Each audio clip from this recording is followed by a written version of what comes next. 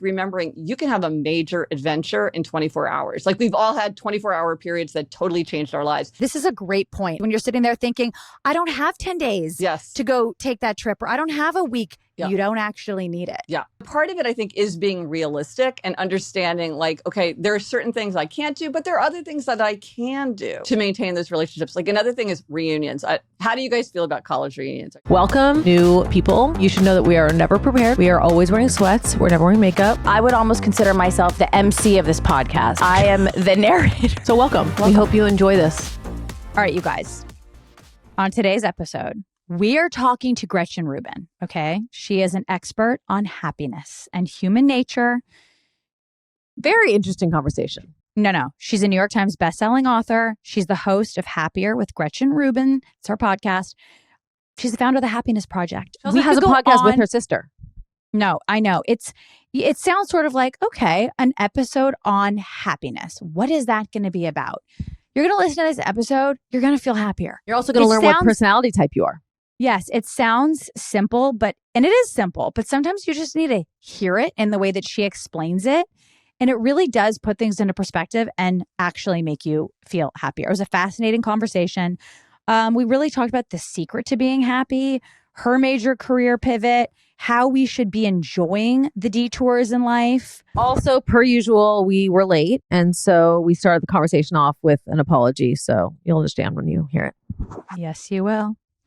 All right, guys, enjoy the episode. I get it. I just always panic and think that it's me and that I've done something wrong. So then I become incredibly paranoid and start having to whatever. But it's great when it works. It's always us. It's never our guest. Yeah. It's always us. Believe me, I know the feel. I did something where somebody was like racked with guilt because he'd screwed up, and I realized I had muted my microphone without realizing it. And I had to email and be like, actually, I made the dumbest mistake in the world and it's all my fault. So we've all done it. Well, we are so excited to have you here because, we talk a lot about, we really want to bring people on here who can help our lives improve, help us feel a little better about ourselves, a little happier. And you know what? We found the guru of happiness, the happiness expert. We have you here. So we're very excited. Oh, I'm so happy to be talking to you.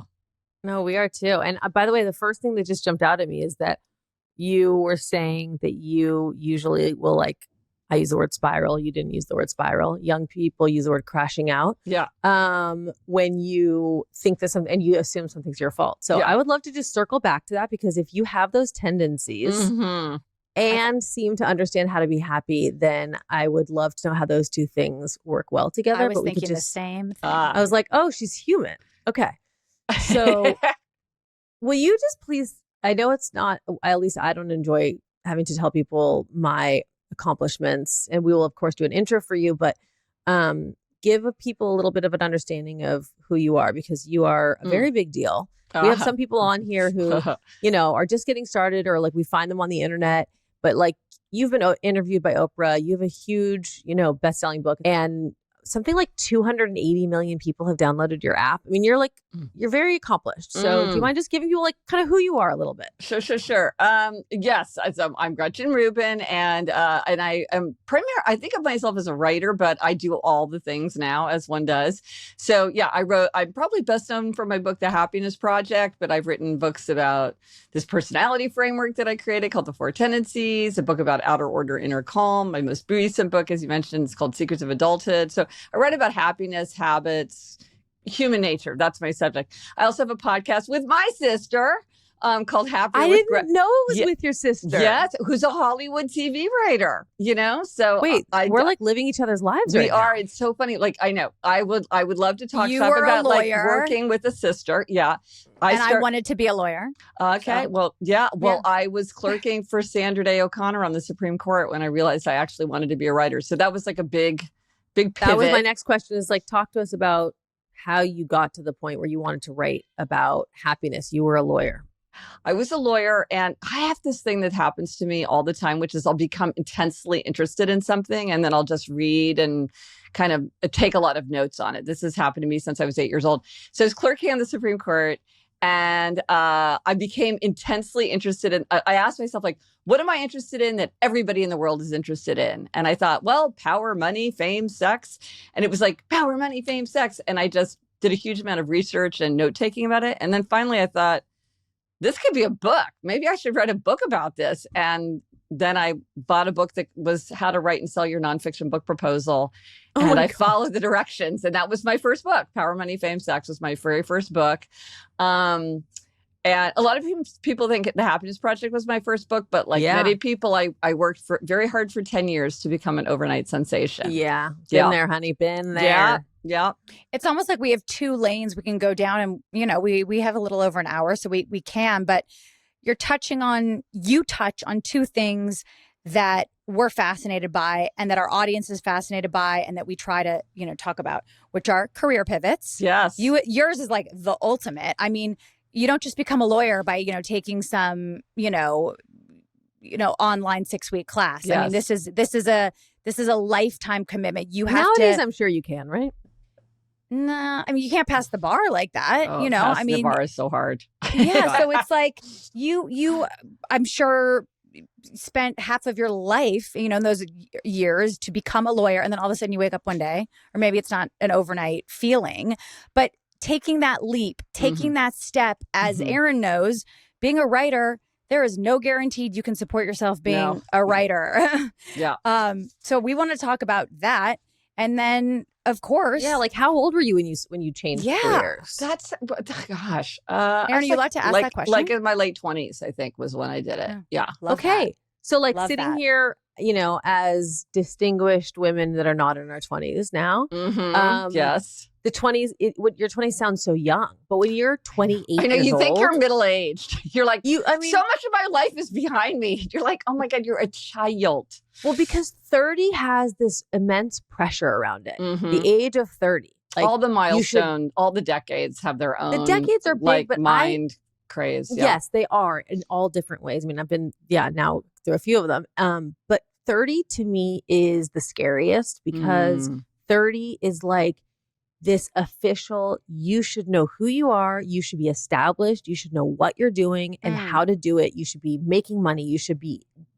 And it's rarely ever true. I certainly wasn't. When I turned 30, I was like maybe at one of the lowest parts of my life. And I Same. just started my career and I had just gotten fired and I felt so aimless. And really 40 is much more my sweet spot than 30 was. So the pressure on 30. Anyway, the point is that changing careers at 28 is very scary. Yeah. Looking back on it, I'm surprised that I wasn't more kind of freaked out than I was. I was fortunate because everybody in my life was very tolerant of like me taking a big risk. I think sometimes like with all love and desire to protect people, we want them to be safe. We don't want them to take risks. We don't want them to put themselves where they might fail. And so we urge them to stay on what we think is a safe track. But we know there is no safety in this world, right? You might as well do what you want and try to figure it out. So I was really lucky because my parents, having like paid for law school, by the way, were like, oh, yeah, you're going to go be a writer. And you have, I mean, I had never published a short story. I had never written like for the college newspaper. I majored in English. That was my only credential. Okay, that's so you substantial. didn't even actually know, do I even know how to write? Can I write? Or you were confident that you could write? It was more like I felt a compulsion. And some writers feel this way. I mean, maybe you felt this way about creative or any kind of project where you're like, I have to do this thing. And I was like, and I had drifted into law school. I went to law school for all the wrong reasons. I can always change my mind later. It's a great education. It'll keep my options open. I'm good at research and writing. So I was not really deeply committed to law, though I was really good at executing on what I was supposed to do at every stage. Like, I'm really good at that. But I didn't really know what I wanted to do. And at a certain point, I thought, well, I'd rather fail as a writer than succeed as a lawyer at this point. So I need to take my shot. And I had That's a crazy thing to feel, though. Most people are the fear of failure stops them from doing everything. Well, see, I had this feeling like I just really, really, really wanted to write this book. I felt like a deep compulsion almost. Like I was just like, I really just want to do this. So I think a lot of times when people want to leave something, they know they want to leave, but they don't know where they want to go. And so they're facing this like crisis of like, what do I do next? What do I do with myself? And that's a terrible feeling and really hard to manage because you have to figure out, well, what do I want from life anyway? And that's the scary question. But for me, it was like, it wasn't even that I wanted to be a writer. It's like, I want to publish this book. I want to finish this book. Which it was like you were having an affair and you were ready to leave your marriage because you had a hot, sexy girlfriend and you couldn't stop thinking about her. Oh, 100%. But good, lucky for me, my husband at the same time, he was switching out of law too. So we were both switching. He was going to go into finance. So he was like taking a night course in like financial accounting. And I was working on my book project on the side. That's so cute. You guys both went to law school and then both chose to pivot at the same time. We met because our carols were back to back in the law library. It's very romantic. Sorry, what's a carol? A carol is like it's like a desk with like kind of a cubby, I guess you would say. But a carol, I don't know. A carol is what we call it. Yeah. I've never heard of that. Carrel, carol. The leap from lawyer to finance, that's a safer leap. No disrespect to your no, it is. amazing husband. But that's, you see a lot of, finance guys, finance bros. I don't know if he's a finance bro. But no, he's a good finance guy. He's a finance bro. He's a nice finance guy. But going from lawyer to writer, that's a far more unknown path. Yeah, I remember there was a day where like we were both like switching and we got letters in the mail asking us to pay our bar fees. Like it's really expensive to be the member of a bar, like the New York State bar. And I said to my husband, I was like, Jamie, should we pay our bar fees? And he's like, why would we pay our bar fees? And I thought, oh, wow, we're doing it. And it turns out you can always make it up later. They'll take you back if you do a few things. But at the time I was like, oh, wow, like we're burning this bridge. And so that was good that we were both doing it together. To me, it's pretty crazy for a marriage to survive that too, to be on one path and then be switching. But also, if they didn't have the other, would they have taken the leap? Like, was the support? I don't know. We'll never know. Yeah. So tell me about you. You were dying to write this book, The Happiness Project, right? No, well, I've been dying to write all my books. Well, Sex, Money, Love. Power, Money, Fame, Sex was my first book. Yes. That's the one you were set on, you were desperate to make. That was my gateway book. And then I wrote a biography of Winston Churchill. I wrote a biography of JFK. Then I wrote The Happiness Project. I got it published. I got an agent. It was amazing. It was like, dream come true. It was fantastic. Yeah. And what was the thing that was pulling you to write that book? Was it like, I want to write about the things that people say you shouldn't write about and shouldn't talk about? Like what was like, I know what in my mind as a writer, what I think pulls me to write something, like what my unique perspective is or what kind of like feeling I want to give people or what story I want to tell. Yes.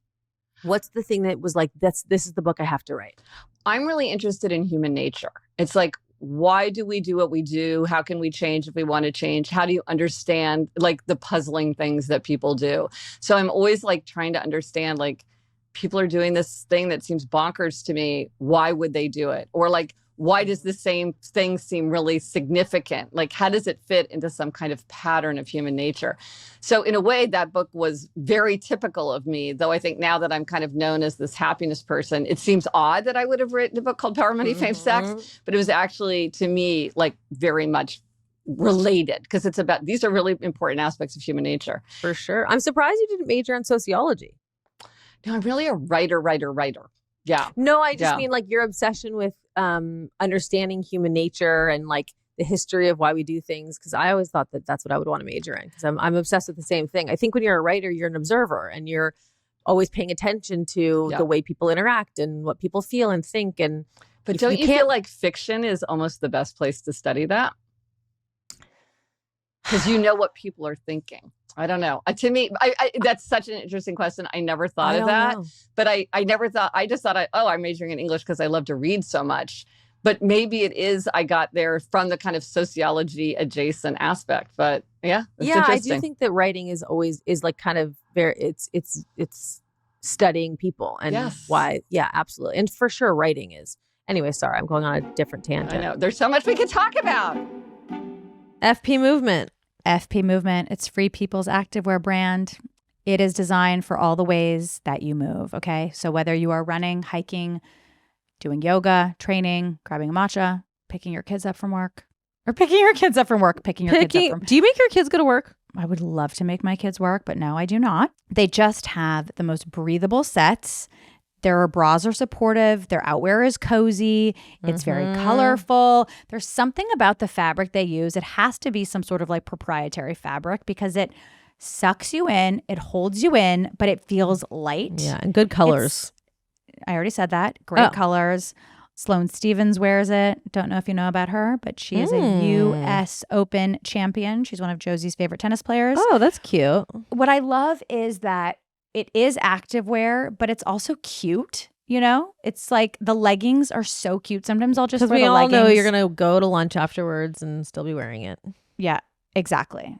FP Movement supports CARE FP's mission to protect the planet through sustainability practices and nonprofit partners. This sustainability is very big to them, and I love that about Erin, them. did you get us this ad since you were a former shop girl at Free People Brentwood? No. I used to walk in and be like, "Excuse me, ma'am, I'm going to need a size 4 in this chop top." Yeah, and I would be like, "Excuse me, ma'am, but we have the right to refuse service to anybody, and I need you to leave the premises." And then I would take your money and let you buy stuff. They'd be like, "Should stop loitering." The best thing about you working at Free People was that discount we got. I know, great discount. Oh my God. And access to cute clothes.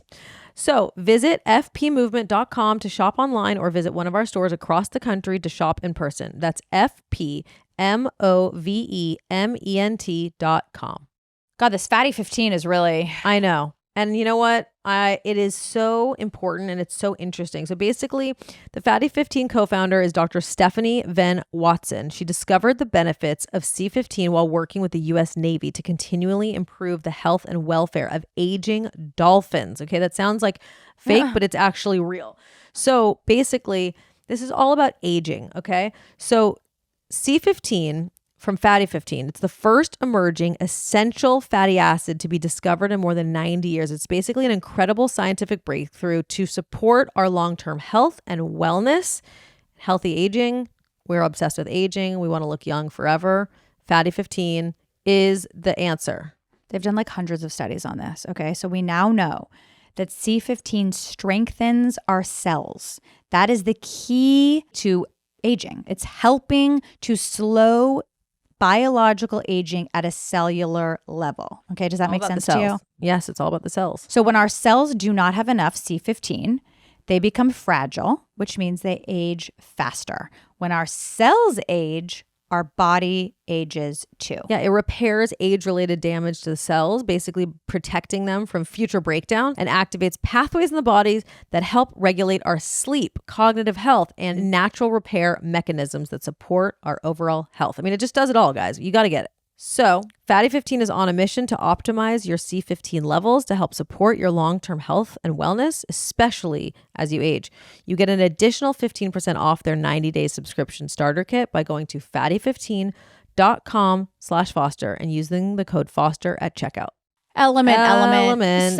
So the drinks, I know we're not promoting the drinks today, but those drinks, I'm obsessed with them. Okay, I know Simon's in his hand. I know. There's something about those drinks. They just, it's like the hydration. It's like carbonated, cold, canned electrolyte drink that doesn't exist. Yes. It's just like jumbo hydration. Okay, so Element is a 0 sugar electrolyte drink mix. I don't know what to say about this stuff. It's just, I drink it probably every other day. I don't know. Each stick pack is delivering a meaningful dose of electrolytes that is free of sugar, artificial colors, all other kinds of, dodgy ingredients. What they say about Element, it's kind of like the perfect balance of electrolytes, all the ingredients, the amount of potassium and magnesium. This is helping you, okay? A lot of the times, if you are having headaches, cramps, fatigue, brain fog, these things, a lot of the times, not all the time, but a lot of the time, you're dehydrated. It's true. Anyway, everyone's using Element because it's super clean. There's no sugar in it. And it's very salty. You have to get used to the taste, but you start to crave it because you know that the salt is really hydrating you. Yes. Right now, Element is offering a free sample pack with any purchase. There is 8 single serving packets for free with any Element order. It's a great way to try all 8 flavors or share them with a friend. Get yours at drinkelement.com/Foster. This deal is only available through our link. You have to go to drinklmnt.com/Foster. I have a question. Okay. So you wrote The Happiness Project in like 15 years, 2009. Yes. Yep. So my first question is pertaining to that.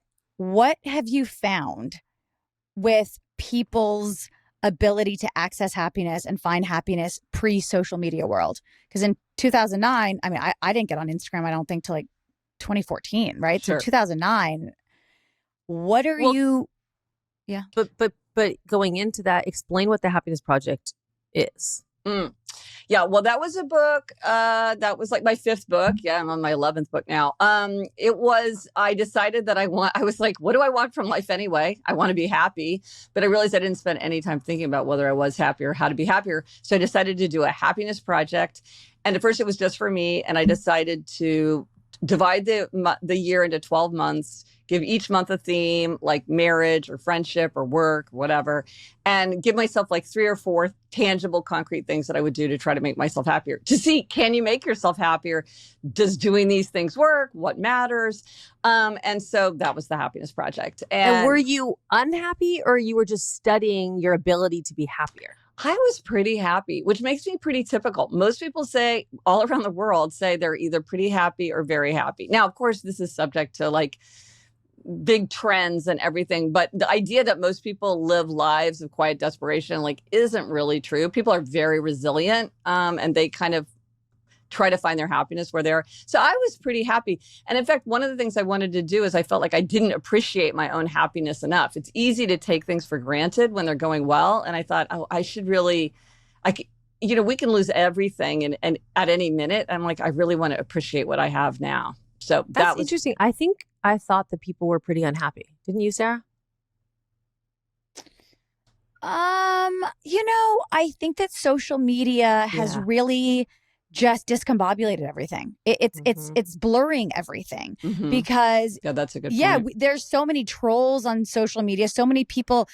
I don't know why, but I'm still shocked that people are able to say the things that people say to me, to strangers. And then I interpret that as, well, you're clearly a miserable person.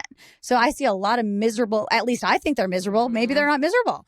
But so I don't know. I wasn't observing people the same way. It's like before social media, I had just my little bubble of people, and I only interacted with the people I saw in person or the people that had my phone number. And that was really it. And social media has just sort of changed all of that. Yeah. I mean, to me, I think that social media is like an amplifier of human nature. Like what it can do certain things well and makes them easier, and it makes certain things worse. And you see in different areas like that kind of cascades. And one of the important ways that it interferes, I think, with our happiness is that it makes social comparison much easier.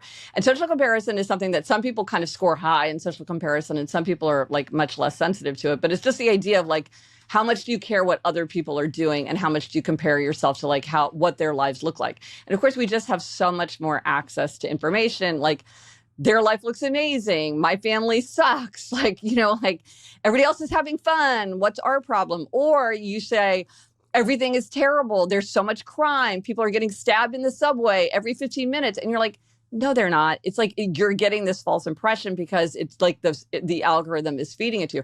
And of course, there's also something called the negativity bias, which is very apparent in social media, which is our attention is more captured by negative information, which is why, like, even in the olden days, journalists would say, if it bleeds, it leads.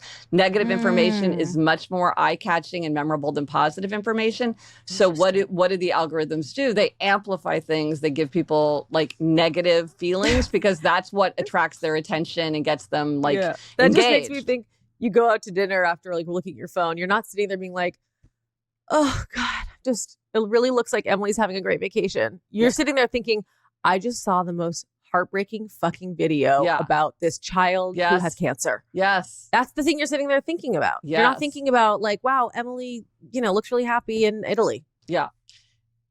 Yeah, it just stays in our mind. And then we're not good at like doing statistics like, okay, but given how many people live in the city of New Orleans, like how often does this happen or whatever, it's like, so I do think it's just shoving stuff in front of us that then we have to manage. So I think a big challenge of today is how do you manage technology so you get the benefit of it without being just swamped by all of the negatives. And for everybody, that's different because everybody sort of has their different temptations and their different, like what things affect them really deeply.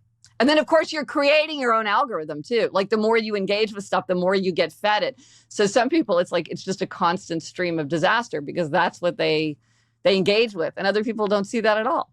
I was just thinking last night, what if the algorithm worked in the opposite direction where let's say you saw a video that was like a very, very, very strong political point of view and you paused on it, right? Because you clearly are interested in it or you agree with it. And then as it passed by, it fed you the complete opposite opinion. If it fed you the complete opposite opinion, then you'd start to have this balance. Interesting. Well, that's a good point too. And then you kind of walk away like a little bit all over the road, like both sides have a point. But instead you get fed this like onslaught of like, yes, that's horrible. Yes, that's horrible. Those people are awful. Those people are awful. And you start to have, at least for me, this like rage come up of like, oh my God, I have to speak out about this. Or, oh my God, I have to do something about this. And it starts to swell in you. And like, for me, that certainly is not a happy feeling, is like this like surge of anger towards the, the right or the left or the wrong or the right or whatever it is.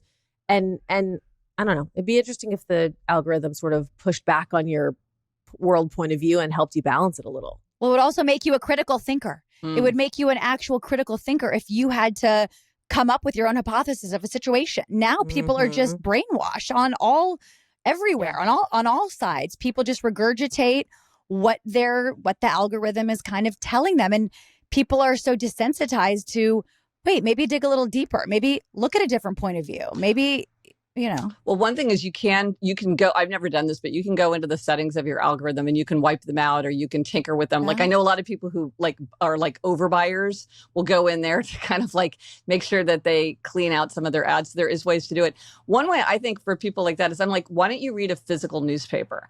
Because if like we all have a duty to be informed as citizens, but a newspaper tends to be, it's limited. So like you can read it from beginning to end, but it doesn't just like go. So you don't just get lost in it. It tends to be less emotional because there's no music, there's no video, It's just words. So, and it's also more information dense. And so if you're like reading like a national newspaper and like reading The Economist, you're very well informed, which is our duty as citizens, of course, but you're getting it in a way that is like measured and dense with information rather than something that is really meant to get you all riled up. Because that's what those are intended to do often. I want to move away from social media a little bit, unless you, Erin, have another question about it and get into like real tangible tips on how we can be happier. But I just want to sort of end it by saying, I think about this all the time. Like, am I stunting my happiness because of my phone, of social media? I've been thinking about this a lot lately, of like all the moments I've missed out on where I'm like, no, I'm just going to scroll, or no, I'm not going to do that one thing. Cause like, I don't know, I'm happy. I'm going to just stay home and like, scroll, post a carousel of my vacation. I don't know. I just think of all the years I've been on social media, and then it makes me feel shame. And then, it sends you into this whole tailspin. But it's interesting we're having this conversation now because I've been thinking about this a lot lately. I have some hacks for that if you want. Let's get into your... Okay. I would give me the hacks. Nice segue. Let's segue to happiness. So what you discovered that year and what your tips are. Well, do you want me to talk about social media, managing social media? Okay, I'll start there. Oh. And I have to say, my sister calls me a happiness bully because if I think there's a way for a person to get happiness, I get really insistent. So I'm like, Sara, you're having trouble with your social media? Let me suggest like tons of hacks. So one is like subscribe to an actual physical thing because it's limited and it's information dense. Another one is... Wait, what does that mean? Subscribe to a newspaper? Like get a newspaper delivered to your door. Okay. And got it. read a physical newspaper rather than getting your news from a news feed. Like Okay. pick, like I get the Wall Street Journal and the Economist and the Week, and Got it. I get a lot of information that way. Okay. Another one is if you cannot put your phone down, turn it to grayscale. This is really easy to do. It will turn your phone to black, white, and gray. And it's just a lot harder to use it, and it's a lot less enticing. Is that in settings? I've never heard of this. Yeah. You go into settings, and I forget. You just Google like, how do I turn my? It takes like 1 second, and it's very easy to go back and forth between them. This also works really well if you have little kids. I was just gonna say, because you just say, "Oh, I'm sorry, it's broken." Like they don't know how to fix it, and like a 15-year-old could do it, but like a toddler would. So it's just visually not pleasing? It's visually not pleasing. It's also a lot harder to navigate around, because one of the reasons that color, we even developed the ability to perceive color, is because it just makes the world easier to navigate. So it's harder to use, and it's just less enticing, because it's like watching somebody's old black and white movie. It's just not as visually interesting. Here's another thing. If there's social media apps, move them way back. So you have to scroll, go into a folder so you can't just like put your finger on it.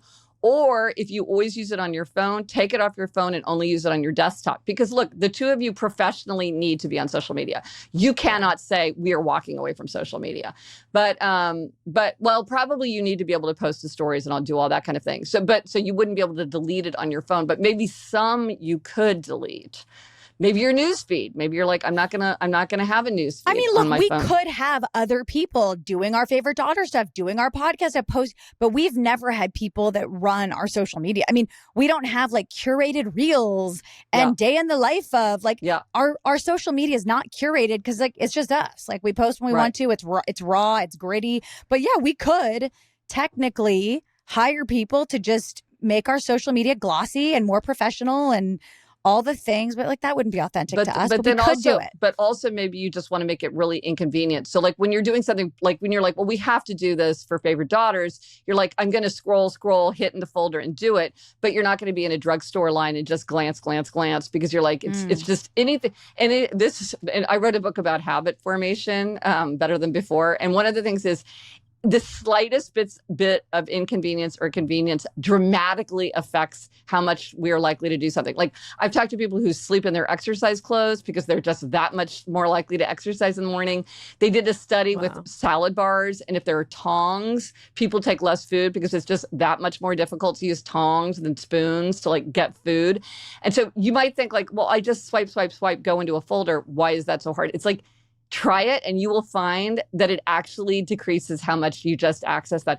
Or like I know somebody who really wanted to be reading instead of looking at social media. So she moved her e-reader app into the place where her thumb was trained to go into her favorite social media. And so it would always just pop up.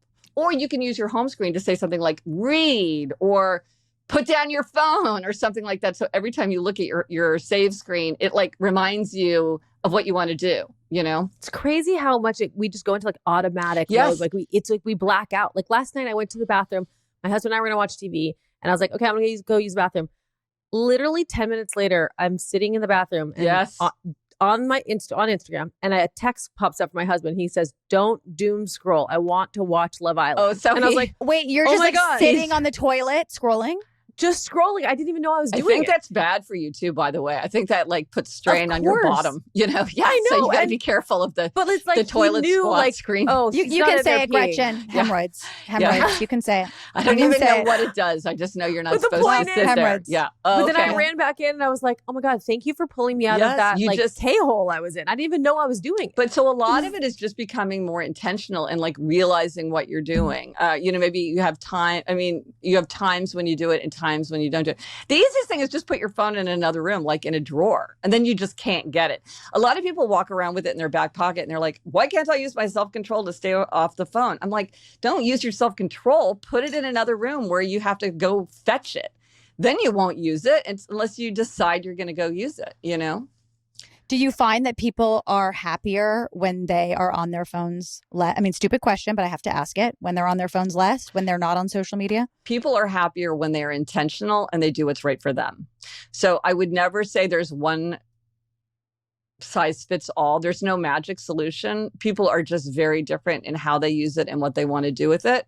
So the question, I think, is not like what's true for most people. I would say, what is true for you? Are you feeling like, wow, I'm sitting in the bathroom doom scrolling instead of like watching TV with my husband? Or I never read a book anymore because I spend so much time on social media. Or I feel lousy every time I go into social media because I think everybody else has a perfect life and my life is bad. Then it's like, okay, let me take control of it. But if you're like, you know what, I like it. I do Wordle in the morning. I check in with some friends. There's a couple, accounts I like to follow. I get cool ideas for like aesthetic things that I'm interested in. So it's a happiness booster for me. Then it's like, fine, because it's not crowding out anything else that's more important to you. Or maybe you're like, I'm trying to get into yoga. So I'm following all these yoga influencers and yoga experts and everything because I just like want to immerse myself in the world of yoga. You can find that really helpful as you're trying to shift your identity into like a new activity that could be really transformative for you. But then you could say to somebody else, oh, I just follow all these yoga accounts because it makes me feel like I'm doing yoga and I just am never doing yoga anymore. It's like, okay, that's not working for you. I also think too, like children are happy. Children thrive when they have routine, when they have structure, right? Yes. And I would imagine it's the same for us. So talk to us about like structure, routine, how we can implement these things, how to start, because it's hard, right? It's really hard to have that, but how does that contribute to our happiness? Well, I will say there are some people who absolutely do not want routine. They want to be spontaneous. They do not like to feel like they're confined. So again, there's no one size fits all solution. If people are always saying like, you should have a routine, and you're like, I hate routine, then like, don't try to have a routine. But for many people, routines are really helpful because they help us form habits. And the more we do something in the same way over and over, the more it becomes automatic. That's kind of the dream with good habits, is like, we're just doing it without thinking. Like, we're not debating. We're not deciding. Like, you don't decide to brush your teeth in the morning. You're not like, well, is today a good day for this? Or I've been brushing my teeth so well for the last month. I think I deserve a day off. Or, starting next week, I'm going to be really good about brushing my teeth. So I don't need to start yet. It's just like, you just do it. You just put on your seatbelt, like you're not debating. And so the more like things happen, just like if you get up and take your medication first thing in the morning, as soon as you like right before you even, brush your teeth, that's going to become automatic and you're not going to have to make decisions, because decision making, it's called decision fatigue. Any kind of decision drains us. So if there's good things you want to do, the more you can make them automatic, the better off you are, because then you're not like, don't torture yourself about the decision. Exactly. Right? If it's something that you just want to do. So the more automatic you can make it, the better. Yeah. Whenever I start to think to myself, should I cancel the gym?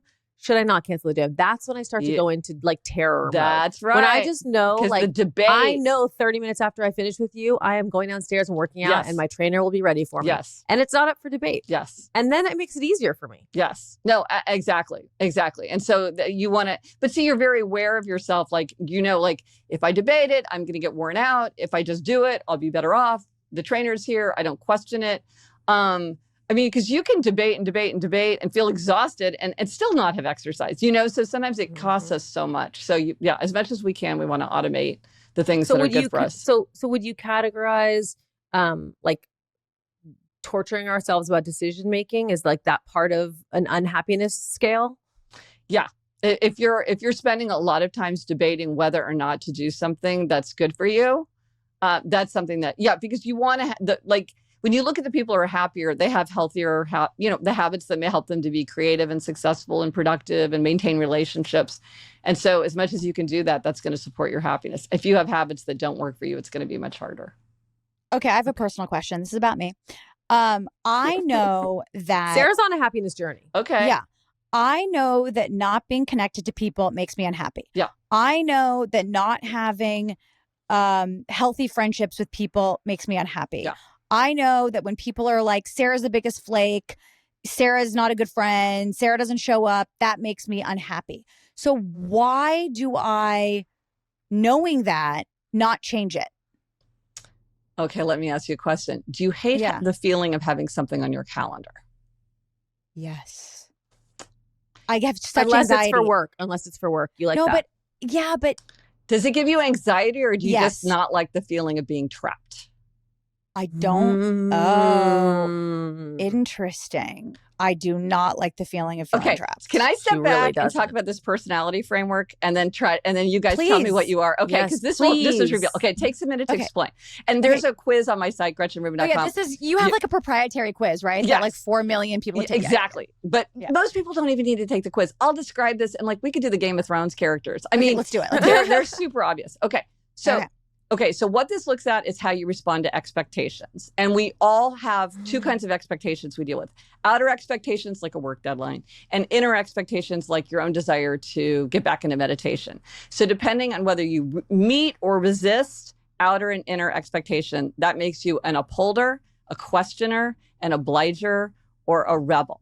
So upholders are the people who readily meet outer and inner expectations. So they meet the work deadline, they keep the New Year's resolution without much fuss. They want to know what people expect from them, but their expectations for themselves are just as important. And they tend to love things like calendars and to-do lists. They don't need a lot of supervision. They're very good at execution. So This is Simon. I want to be that person. Well, interesting. So their motto is discipline is my freedom. Okay, so Simon. So we have an example from life. Okay, then there are questioners. Questioners question all expectations. They'll do something if they think it makes sense. So they're always making something an inner expectation. They love reasons, justifications, rationale, customization. They're often told they ask too many questions. So they often have analysis paralysis where they can't move forward and make a decision because they can't decide like what's like the best decision. So their motto is I'll comply if you convince me why. See, that might be me. Okay, keep listening. Okay, Then there are obligers. This is the biggest tendency for both men and women. Obligers readily meet outer expectations, but they struggle to meet inner expectations. So these are the people who say, why can I keep my promises to other people, but I can't keep my promises to myself? They often talk about self-care, trying to make themselves a priority because they're really good at meeting other people's expectations, but it's themselves that they struggle to like meet. So if you're an obliger, it's like if you want to work out, you have to work out with a trainer or work out with a friend who's going to be annoyed if you don't show up, or raise money for a charity. There are a million ways to create outer accountability, but that is what is needed if you're an obliger. They're great. I am not an obliger. Okay. No. Neither of us are, but I think mom is. Okay, continue. right. And so their motto is, and they're great team members, great leaders, because they're the ones who come through for other people. So their motto is, you can count on me, and I'm counting on you to count on me. Ooh, And that's mom. And then finally, rebels. Rebels resist all expectations, outer and inner alike. They can do anything they want to do. They can do anything they choose to do. But if you ask or tell them to do something, they're very likely to resist. And typically they don't tell themselves what to do. Like they don't sign up for a 10 a.m. yoga class on Saturday because they think, I don't know what I'm going to want to do on Saturday. And it's just going to annoy me that I'm supposed to go. And so their motto is, you can't make me and neither can I.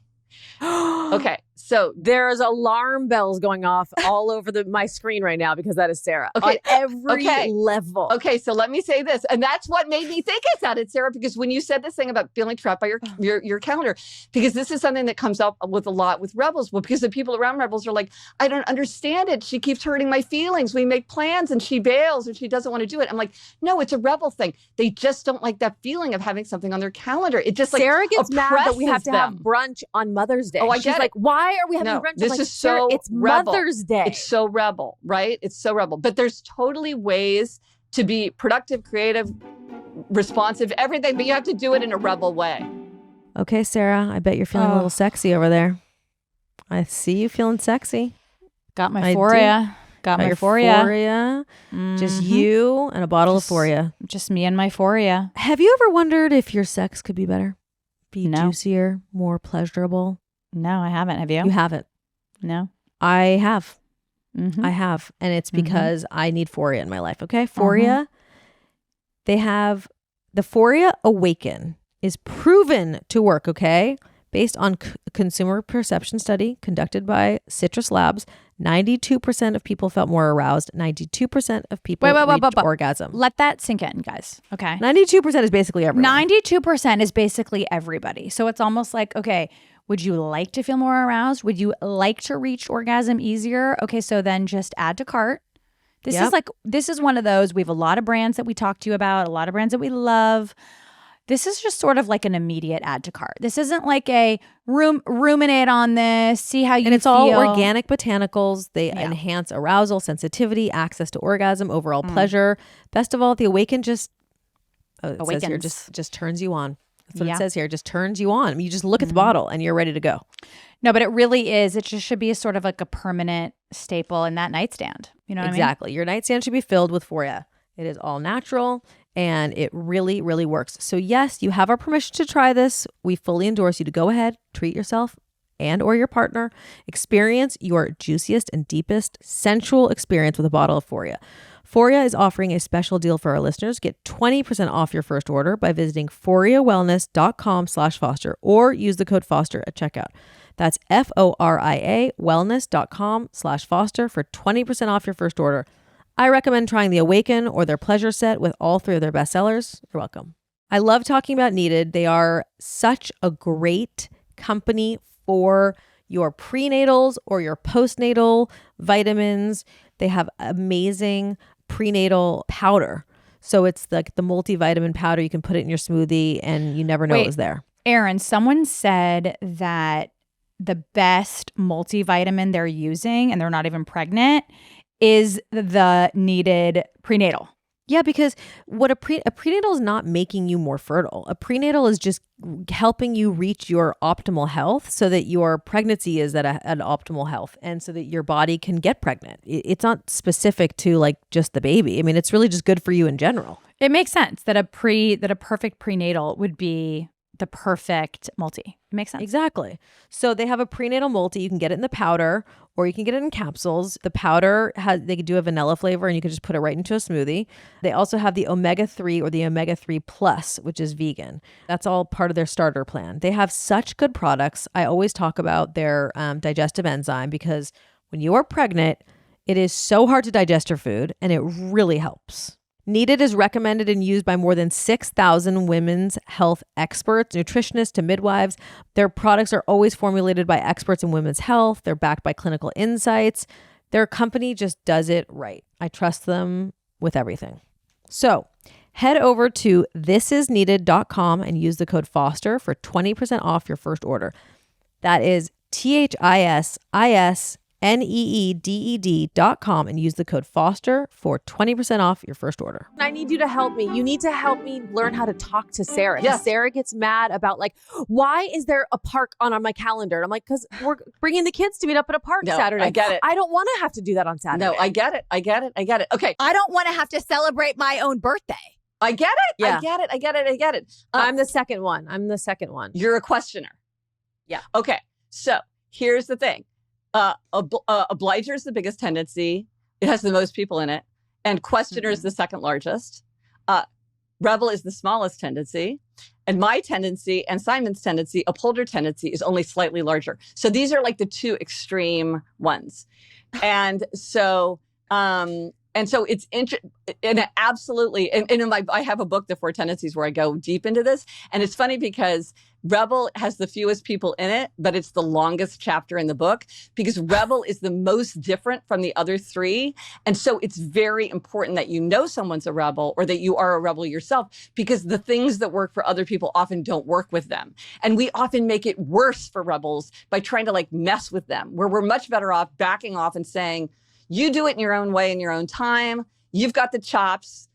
Go for it. You know, or if you have to coordinate, you have to do it in kind of in respect for that rebel tendency. Sara, I assume that you feel incredibly frustrated by other people's attempts to control you. And you're like, just back away and let me do it and it'll be fine. Right? Gretchen, it's like you raised her. Okay. It's like she is your baby and you understand every cell in her body. And Erin, you're probably always saying to her, like, what are your reasons for this? You say we should do this, but like, why? Tell me, like, what are your reasons? Yes. What's the I data? need rationale all the time. My husband gets very upset because in our arguments, he's like, you're being rational and I need you to just hear what I'm saying, that it's like an emotional thing. And I'm like, that doesn't register for me. But see, if it doesn't make sense, I can't accept it. But see, I'm an upholder married to a questioner, so I totally get your dynamic. Because I'm your husband. Yes.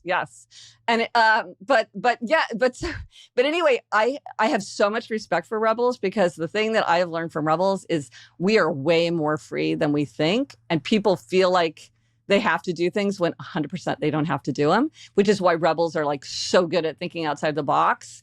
But it can be frustrating for rebels or for the people around rebels. So it's really helpful to know, like, how can you do things without like giving the rebels that sense of resistance, which is like very kind of hard to deal with sometimes.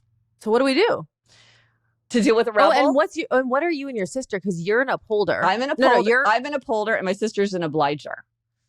So, and which is the biggest tendency. And so, but upholder and oblige. So if you think about the tendencies, they all overlap with two others. So like, Erin, if you're a questioner, and Sara, you're a rebel, you overlap in that you both resist outer expectations. And so I'm also a questioner. Well, I'm a rebel questioner. You could be a rebel who tips to questioner. Well, so and then you can tip in both ways. Like some rebels tip to questioner, and they're more like, I want to do my own thing in my own way. Just stay out of my way, but I'm not trying to control you. But rebels who tip to obliger are much more like, you can't tell me what to do. And if you tell me to do something, even if I want to do it, I won't do it just because you told me to. Oh, shit. So am I supposed to like change? Or is it just this is who I am? No, this is who I really believe. We bring these into the world with us. And all of them have really powerful strengths and weaknesses. And all of them include people who are wildly successful and also people who really struggle. So it's really like, how do you understand yourself and set things up in the way that's right for you, rather than like, oh, I need to change tendencies? Because it's like, can you change your tendency? I doubt it. Yeah, and I'm like, not changing. Why should you? I'm not changing. Why should you? But it's just good to know, why. And it's also like why certain things might make you really uncomfortable, or like certain people might really set you off. Like when I know somebody's a rebel, I will deal with them professionally in a very different way. I'll speak to them differently because like I have a friend who's a rebel, and I'm like, hey, I have this idea that I think could be really fun and would be really cool for both of our podcasts, but it's only if this kind of thing sounds like it would be interesting and fun for you. And if you don't feel like it, no problem. And we can do it whenever you think is like feels right. Because I'm just that. Like, I love if you want it, we could do it. And then the person is like, that works for me. I think that would be fun. That gets me what I want, which is like more audience. So I'm up for it. But if I'm like, hey, we really have to do this, like everybody's saying this is something that everybody has to do, so like we better get with the program and do it. You'd be like, nobody tells me what to do. I don't like who's this expert? I'm not going to listen to them. Well, you know what? If someone writes me and is like, I want to come on your podcast, or I want you on my I'll just like ghost them because I just don't even want to deal. No, I mean, it's crazy. A friend of mine said, she's like, I got an email that said, important, read immediately. And so I deleted it. Because you just can't say, or like follow doctor's orders. Like it's really important to know that you're dealing with a rebel. Sara in a workout class is so infuriating. Okay, they'll be like, okay, now lift your leg and push out here, and Sarah's like, no, I'm actually not doing that. And she's over on the side doing something completely different, and it kills me. 1,000%. You have to do your work in your own way. But see, once you know it, then also you don't take it personally, and you're not like, oh, Sara doesn't care about my family. Sara isn't considerate for me. Sara doesn't want to make plans with me. That's why she keeps ghosting me. You're like, this is a rebel thing. They just don't like having the feeling on our calendar. It's very impersonal. It might be annoying, but it's just, it has nothing to do with your relationship. Like questioners question everything. Sara, I mean, Erin, maybe you do this, but like my husband, if I said to him, can you pick up milk on your way home? He'd be like, why should I? Or if I said, we need to do this on July 7th. He's like, why July 7th? He's not going to do anything unless he understands why.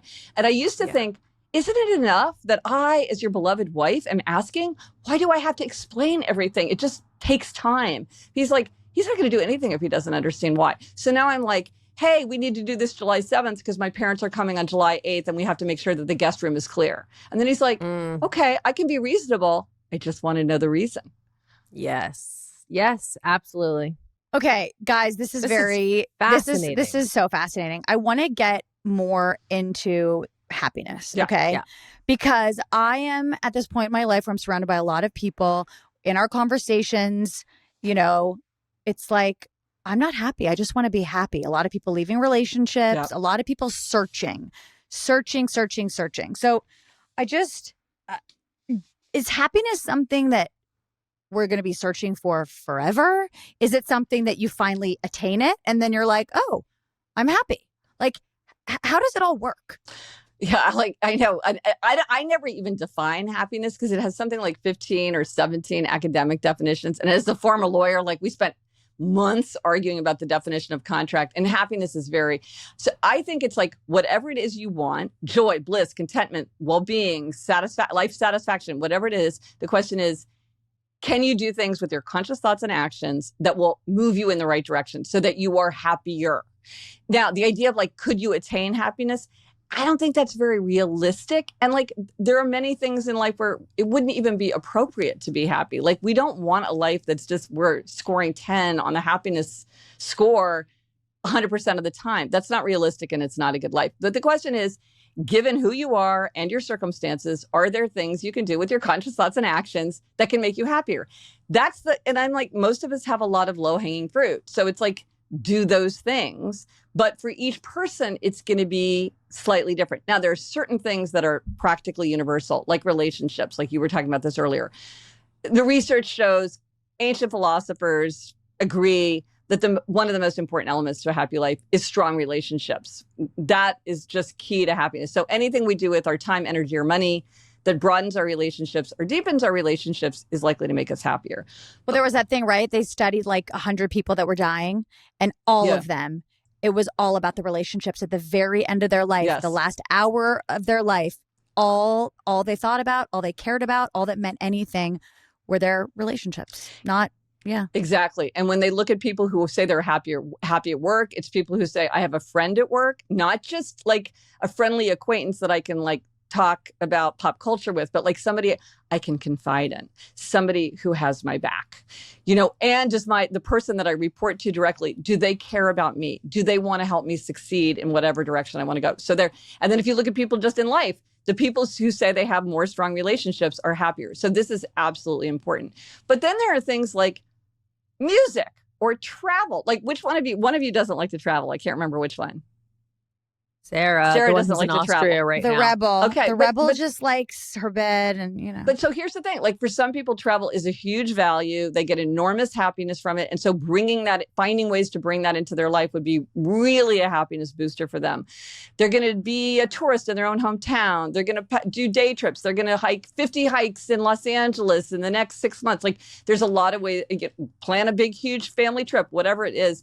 But then for other people, it's like, that's not such a big thing for me. And so it's not part of what they would do to be happier. So each of us has to figure out, like, well, what are the things that for me, one person might need to really get a handle on social media, and another person is like, it doesn't really matter that much to me. I don't need to spend any time thinking about it. Why is it so hard to connect? Like, and I'm not trying to make this all about me, but I'm sure other people can relate to this. It's like, we know this. We know that, I don't want to say the key to happiness is our connections, but our relationships, but we do know it's a huge part of it.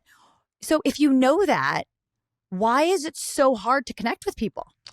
I think a lot of it is time and energy. I mean, relationships take time and energy, and people are really busy, especially if they're like in kind of the rush hour of life. Of family life, and a lot of your time is occupied in ways that you really don't have that much control over, and maybe you're hanging out with people who they're perfectly nice as like the parents of somebody else who has a sixth grader or whatever, but they're not the friends that you would choose for yourself.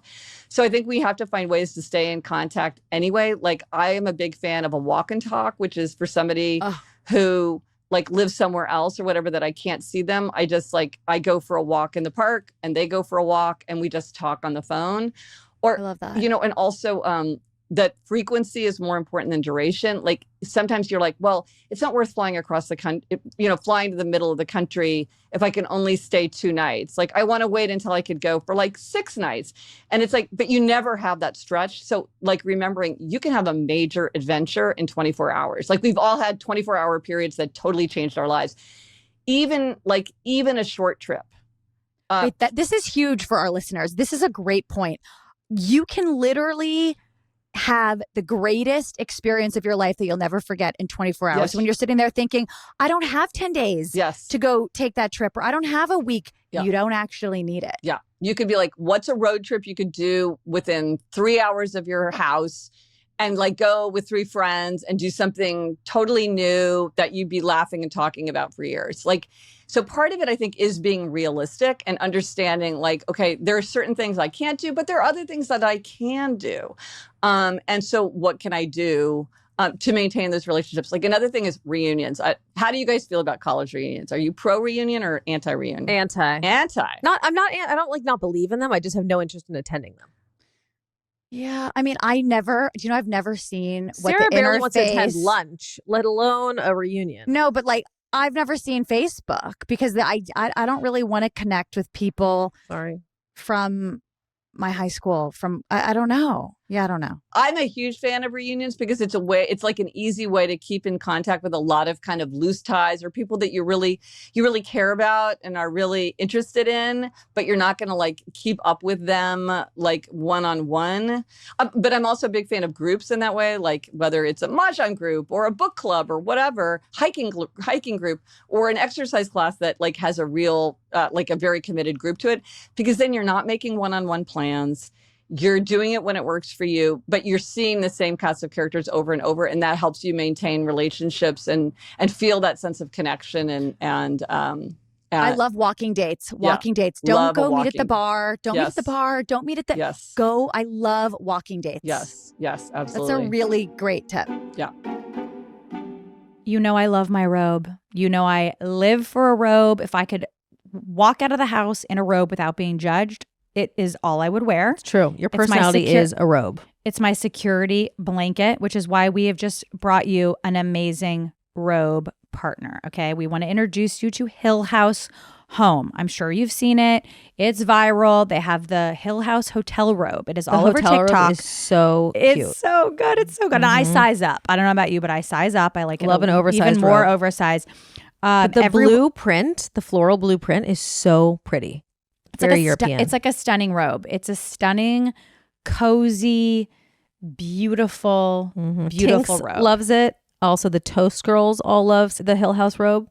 They also have baby and kids. So if you want to match, so I'm cute. Surprised we haven't gotten the content yet of you and Noah matching. I know. It is weird. They have the cutest little robes, onesies. You can monogram all these things. You know I love a monogram moment. You know what? Great gift. This is a great, great, great gift. I agree. All the Hill House Home stuff is like you're living in a hotel. It's just very elevated, elegant, European, chic.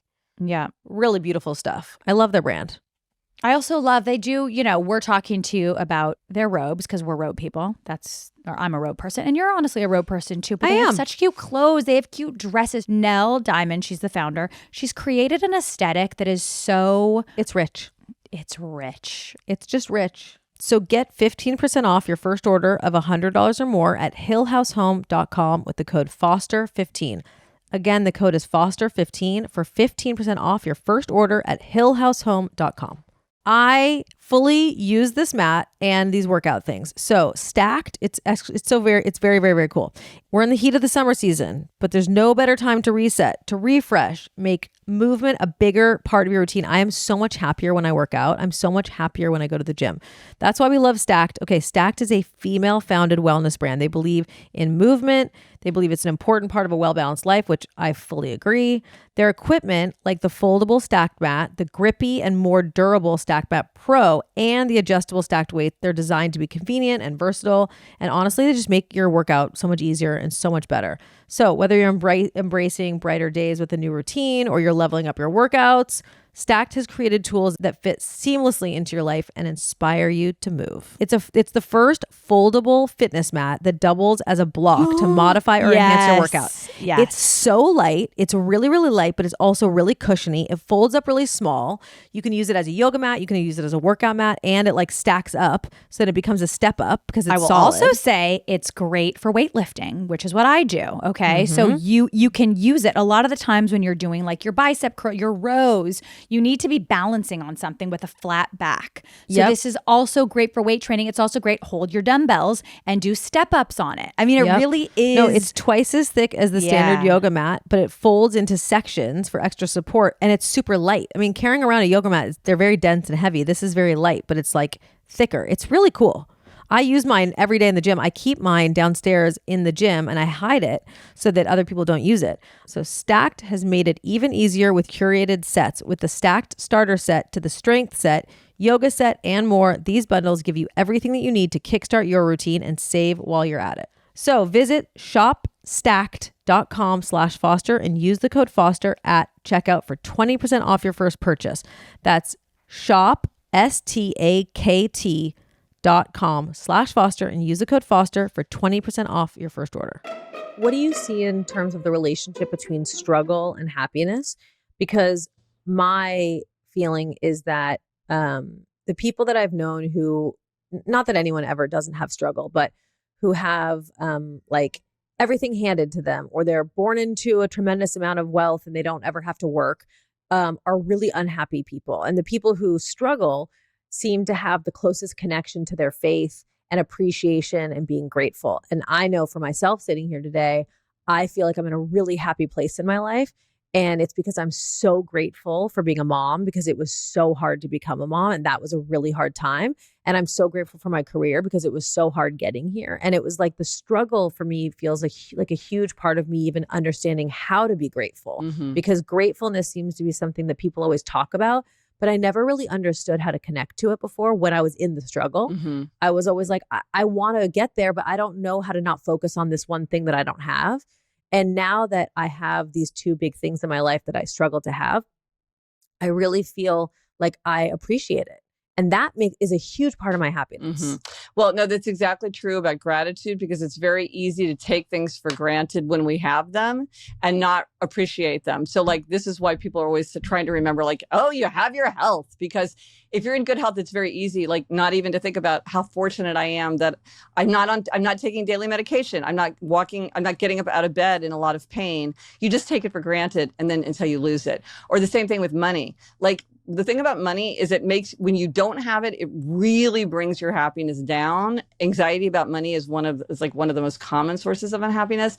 But then once you've got it, it's very easy to take it for granted. And like, you're not with every check you write thinking, oh my gosh, I'm so happy that I can pay for my grocery bill or whatever it is. So you do sort of have to intentionally cultivate gratitude for the basics of your life. And you're right. And one of the ways that you notice that you're grateful is if you don't have something, or you have to work very hard to get it, because then you really, really appreciate it. But even then, sometimes you have to remind yourself, like, oh, this is a really hard time, or I'm really, right now, this is not a source of happiness for me, but let me remember that really it is. I remember once with I had turned in a draft, I think, of my book Better Than Before. I got this big, long edit letter back. And I was saying to my husband, like, oh my gosh, I'm so unhappy. Like, look at this letter. I'm in shock with all these edits. And he looked at me and said very kindly, but this is what you wanted. And I'm like, this is what I wanted. I should be intensely grateful. This is exactly what I wanted. This is exactly. So it's not about being, it's not like you're the happiest person on the planet. It's that you know how to redirect yourself back to it. Yes. Yeah. It's like, do you have the tools in your toolkit so that so that you can be as happy as you can be? Because there's things that are going to make us unhappy, and that's right. And that's. I feel that shot of adrenaline both ways sometimes. Like, there's times where, like you're saying, like, I will hit send when I turn in. Yes. Pages for a script, and I'm like, hit. Nailed it, killed it, Yeah. Best writer in the world. Yep. Oh my God, everyone's gonna freak out. Yeah. I'm on a high, and I could go for a run. And then literally 20 minutes later, someone goes, I don't know if that's exactly how it needs to be. And it's like, I plummet, right? Oh my God, worst writer in the world. Why did they have that reaction? It's like the high and low. And I do notice that when I like get in my head, in my body, in that crash, I go, okay, it's just pages. You're going to have the high again when you turn in the next draft. And then you're going to be able to look at it and go like, okay, they were right. I'm actually happy with where it got to. It's like those extremes, are always like pulling us in too far in any direction. Well, and I think this is exactly, I mean, this is what you hope that you learn with time and experience, that you gain in wisdom, like as these things happen to you, and you know how to manage it, because you're like, I can predict I'm going to feel great. Then something's going to happen inevitably. Then I'm going to feel lousy. This happens every time. Like I do go into shock whenever I get a major edit. And like now I know I'll read it and then I take the rest of the day off. I'm like, I can't process it. I can't be constructive. I need to just like let it settle in. It always gives me a feeling of shock. And then the next day I can engage. But now I know, don't try to power through it. It will not be positive. It won't be effective.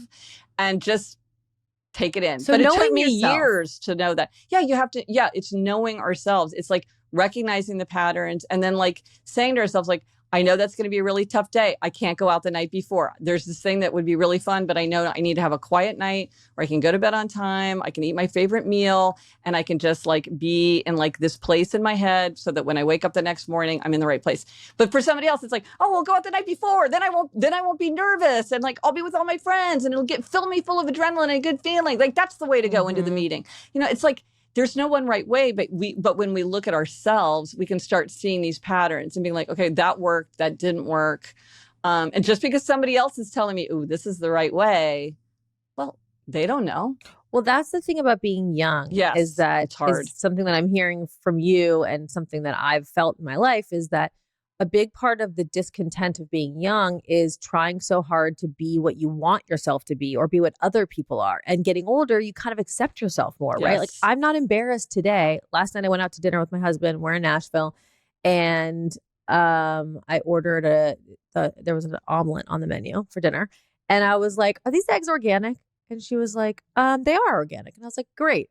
Now, 15 years ago, I would have tortured myself with, do I ask this question? Right. Is she going to judge me? Is the person next to me going to judge me? Am I going to seem like a crazy person? Yeah. But today I'm like, no, I want to eat an organic egg. And I have no problem asking the question. And if the waitress is going to roll her eyes, it makes no difference in my life. Well, I think it would have when I was 25. Sure. And I think okay. So that's the spotlight effect, which is how much do you feel like you're the cynosure of other people's attention and they're all looking at you. And when and everybody has this to some degree, but as you get older, you're like, nobody's paying attention to you. Nobody cares. Nobody's spending a lot of time like like thinking through or like closely analyzing. They're just moving on in their days. And so you feel, I think that I certainly feel a lot less self-conscious about things because I'm like, I don't feel as judged because I just don't feel like people are paying that much attention. I think to a lot of our younger listeners too, they deal with this when it comes to drinking. They're like, I don't want to be shamed for not drinking. Like, I don't feel like I feel embarrassed to say, no, guys, you know what? I'm good. Like, I don't want anything. Yeah. And I hate that when I think about young women feeling that pressure to drink or to maybe, try a drug or vape or whatever. It kills me. You know what else kills me? It kills me that I read somewhere that you said, and I'm not going to get this right, but that when you are unhappy at work, it's really hard to sort of access your happiness. Yeah. Did you say that? Yeah. Okay. So what that makes me think is we're the lucky ones, the three of us. We're at a point in our life. We're in our 40s. I don't know how old you are, but we're the lucky ones now because we are happy at work and we sort of have the things that, let me be clear, and our life, pursuing our dream. Yes. Yeah. And in our 20s and early 30s, it wasn't so good. But most people don't have the privilege or luck to be happy in their jobs. Most people just have to find a job and keep a job that pays the bills. I would imagine, I don't know what the data is, that most people aren't exactly like, thrilled at work.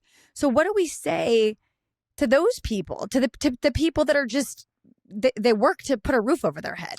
But the fact is, work is a huge source. It's an important factor in happiness just because it's a big part of our lives. But it also furnishes many things that build a happier life, even if you're not like pursuing the career of your dreams. It's like it connects you to other people. It connects you to a sense of like purpose and a sense of like mattering in the world. Like maybe you're not doing something that is like your dream job, but you're like, but I'm showing up and I'm doing good work and I'm helping something get done in the world that there's a demand for, and I'm earning money, which is financial security, which is something that is very important for happiness. And so there's and you're hanging, probably like getting to know other people. This is one of the reasons why I'm very concerned about remote work, because because I hate remote work. a very important aspect is just the social, the camaraderie, the being part of a group, all of like just the social engagement is really important to our happiness. And I worry about the people who are remote that is very attenuated for them. And we as a culture we're just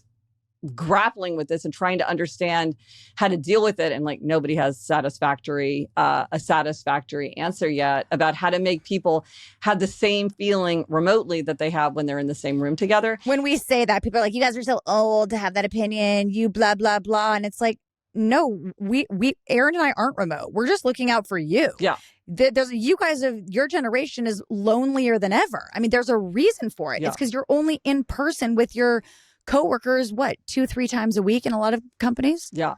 Yeah. And then some people are completely remote. And so it's not that it can't be surmounted. It's a challenge, but you have to think about it and like work it into your life, which is like, okay, how am I going to have social engagement? How am I going to like make friends? And how am I going to replace the things that people used to go from work if I don't have it? I mean, the fact is for a lot of people, they would love to work in person and it's just not an option that they're given. I mean, a lot of places are downsizing. So they literally cannot have everybody 5 days a week because they don't have enough desks. If everybody who worked at a company showed up, there's not enough room for them. So they have to be staggered because part of so anyway, we're all trying to figure this out.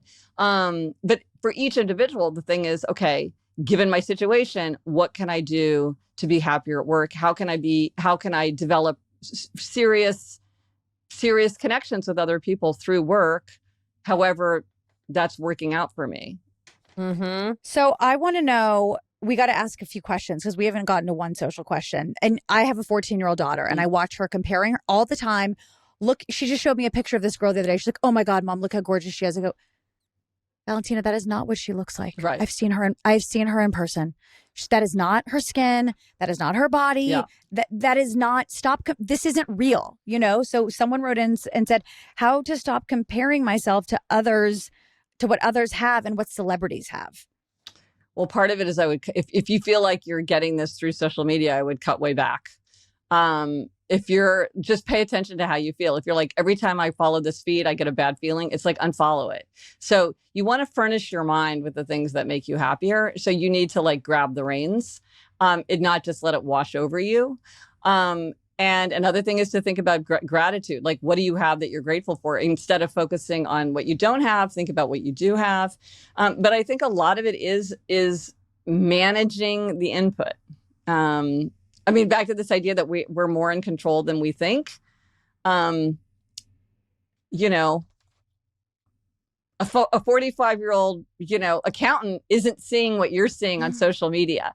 Like you're putting that in and now it's making you unhappy. So think about how you can take it out. Totally. Or what does everyone say? I always hear comparison is the thief of joy. Absolutely. I didn't come up with that. That's maybe. Who came up with that? Not me. Some British. Yeah. Do you have to be happy before you can get into a happy relationship? Ooh, that's an interesting question. Do you know I've never thought about that? Which is such an obvious question. Sarah, is that your question? No, I just read it. Oh, okay. It was one of our gorgeous audience members. Here's the thing I would say. You can't expect someone else to make you happy. You have to make your own happiness. And it's a sad truth of happiness. You can't make someone else be happy and they can't make you be happy. And it's also true that happier people are more attractive to other people. Like sometimes people think like, oh, it's like more attractive to be like melancholy and downcast and like cold. No, in general, people are attracted to happier people. And so I think working on your own happiness is something that will help attract people to you, and it will probably help attract happier people to you. So I would start with that, rather than asking the hypothetical. Because I think the question behind the hypothetical is, can I just... If I'm happy, will I find somebody? Or no. Or just thinking like, well, can I just skip forward and not worry about it and just like have a happy relationship and then I'll be healed? And it's like, that doesn't work. That doesn't work. We all gravitate to the happy person at a dinner party or a party. I'm way more focused on the person that exudes this happy energy than like the most gorgeous person in the corner, right? Like I think we've just got it all backwards on what we think people are attracted to, Yeah. Yeah. Yeah. Absolutely. Yeah. One of my secrets of adulthood is enthusiasm is a form of social courage. And I'm sure you feel that in LA, where it's much easier to like criticize, cast down, talk about all the roadblocks and the reason something's not going to work, rather than being like, this is amazing, I love it. And like, not perfect, but an amazing, like an amazing attempt. It's sometimes it's hard to put yourself out there with what you admire and love. Mm-hmm. Yeah, I really want the women listening, the girls listening, and our 12-year-old, 13, 14-year-old boy, Max, that it really is true. I always thought in my 20s, like, I just need to find that person that's going to make me happy. Yeah. Like, if I just find that person, like, I will be happy. If he is all the things that... No, it just doesn't work. There's this beautiful line Bob Dylan wrote. I don't even really like Bob Dylan's music, but he wrote this amazing memoir called Chronicles Volume 1, which is just mind-blowing. But in it, he says about his wife, one of his wives, he said, one of the things I admired about my wife is she had her own built-in happiness. She wasn't looking to me for happiness or anyone else. And I thought, you want to have your own built-in happiness, and that's what allows you to connect in a happy way with other people. But it's so true. And in my search for all these relationships or guys that I thought would make me happy, all it did was because I wasn't showing up as my fully healed, happy self. The relationship went sideways, which then made me depressed and miserable. So it's like, you know, you might feel happy for a couple weeks, but then once you're in it and you realize, like, I'm not even a fully formed person who knows who I am. I don't even know how to make myself happy. How can I be happy in this relationship? The relationship ends and then you're depressed. But also, that's not to say, like, sometimes we can be happy but also feel like something's missing. So you can be very happy in your own life and still say, and yet I really want a romantic partner. That is something that I really want in my life, and I really want that. Or you might be thinking that, but I really want to have more meaningful work. I have a job that pays the bills, but I really want to find that thing that's going to make me excited to wake up in the morning. So being happy doesn't mean that everything in your life is fixed and wonderful and you don't need anything more. It's more like, given what's within your conscious thoughts and actions, where you are right now, are you as happy as you can be? And that is what gives you the emotional wherewithal to go out. And like, it's not easy to find a romantic partner. There's a lot of rejection and awkwardness and unpleasantness. It's not easy to try to find your job. You've got to do all this soul searching and then take a lot of rejection and you feel like a loser. It's like, these things are very hard. If you're as happy as you can be, then you have more emotional wherewithal. And you also do more good in the world. Like, a lot of times people think that by trying to be happy themselves, it means that they're like smug and complacent and they don't care about other people. But actually what research shows is that happier people are more interested in the problems of the world and they're more interested in other people. They donate more, they volunteer more, they're more likely to help out. So working on your own happiness also means that you're probably going to be more effective in helping other people in the world. Yeah. I do think of happiness as like having tentacles. Like, I try not to focus too much on this one thing is going to make me happy. Yeah. It has so many, right? It's like, okay, if my marriage is having a bad day, I can focus on my career that's going well, or a friendship that's going well, or being a mom, or what. There's so many different points of your life that you can like push and pull from. I don't know. I also was going to ask earlier about how, like, I always have a very, very hard time enjoying or being happy at things that are high pressure situations. Like, my husband and I are like very well suited for each other, and I very happily married him. And then we both had a horrible time on our honeymoon. Like I was unhappy. I felt anxiety. We both like did not enjoy it. There was so much pressure. Like, you should feel the most romantic you've ever felt in your entire life towards each other today. And that pressure made me like think I didn't like him anymore. Like, I was literally like, oh my God, I can't. The pressure of this is like, I'll never live up to it. And, but I'm 10,000 times more happy in my relationship last night watching Love Island together while eating dessert in bed, because it's just there's no pressure on it, but it's like, we're so happy. But the expectations of life seem to shut me down. Well, there is something called the arrival fallacy, which is like, I'll be happy when, like, once I get that new job, or once we get a house, or once I like find that perfect partner, or when I'm on my honeymoon, like, then it's going to be great. And I'm going to feel all this surge of happiness. And what research shows is that by the time something like that happens, when we arrive, usually we don't have this like ecstatic feeling of happiness that we might have anticipated. And so then sometimes people feel very let down. So in your own mind, you may have thought like, oh, once we make it to our honeymoon, then the love is just going to be pure and flowing. And then you're like, no, because it's hot and we're hungry and we can't decide where to go. And it's really confusing. And we can't figure out how to turn on the hot water because this hotel room is like got some kind of weird and then because it's just life. It's just real life. So right. And then you're like, oh, I had this idea in my mind of what a honeymoon is like. And then the hot water wouldn't turn on. And that's not part of my fantasy. So now it's all ruined. But here's something that's good to remember. Here's the secret of adulthood. Mishaps often make the best memories. And this is like when something goes wrong, like you're on your honeymoon and you're like, oh my gosh, we had a layover in Milan and they had a mechanical breakdown and we ended up sleeping in the airport for 12 hours and it was like the worst honeymoon ever. Then it's like years later, you'll be like, that was hilarious. You'll be telling that story for years. Oh my gosh, this is what we ate. This is the crazy thing that happened. And it's so it's not that helpful at the time, but it is useful to remember that often mishaps make the best memories. No, I think it is helpful at the time. It's important like to enjoy, the detours, because I do think that that's the stuff that makes it so fun. What do you say to women who are like, I'm hearing from a lot of women who are like, I'm not happy, like, and they attribute that to a relationship, right? I have so many friends getting divorced, so many friends, and it runs in like threes. It's crazy. Yeah. In their late 30s, early 40s, it is like it's everywhere, and it's like I'm just not happy. I'm not happy. So, what is your feeling around that? Like, are you kind of like, So I would say the most important thing is to identify the problem and get very, very clear. Why are you unhappy? Because it's very easy to say like, I'm unhappy and it's your job to make me happy. And if I'm not happy, and so one is to identify the problem. I want to come back to that. But the other thing is to remember that we often change what's easier to change rather than what needs to change. And it's very easy to point at a person and say, this is the reason that I'm not happy. If you're not doing a lot of soul searching and thinking like, what is really going on? I have a friend, I live in New York City. And so a friend of mine was like, oh, I'm going to look for new apartments because I really want outdoor space. And like 6 months go by, I see her again. I'm like, oh, how's it going with the apartment hunting? And she goes, oh, I gave it up. And I said, why? You were so determined. And she said, yeah, as I told my real estate broker, I thought I wanted outdoor space, but I actually want a husband. Right. She misidentified. She's like, I want spaciousness and openness and like a sense of something beautiful and new. It's like, but an outdoor space wasn't the answer. And I think often we turn to our partner and we're like, I don't feel like I have a sense of purpose. I'm losing my sense of identity. No one's on my side. I need more affirmation. Why aren't you giving it to me? Instead of saying like, wow, I don't have a sense of purpose.